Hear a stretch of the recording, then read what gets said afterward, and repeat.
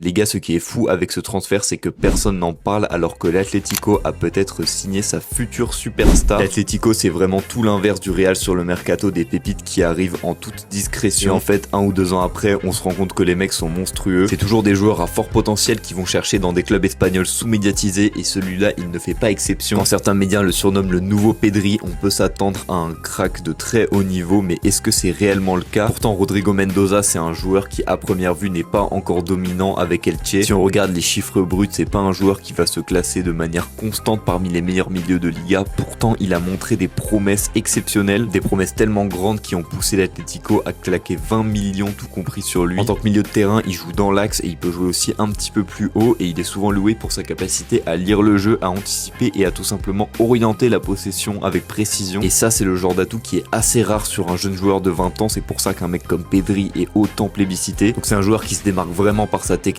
Il est assez propre, il est capable de faire quelques différences balle au pied dans des petits espaces, il est capable de trouver ses lignes de passe qui vont faire avancer le jeu, mais le plus gros pari c'est de savoir s'il s'adaptera dans le système de Simeone.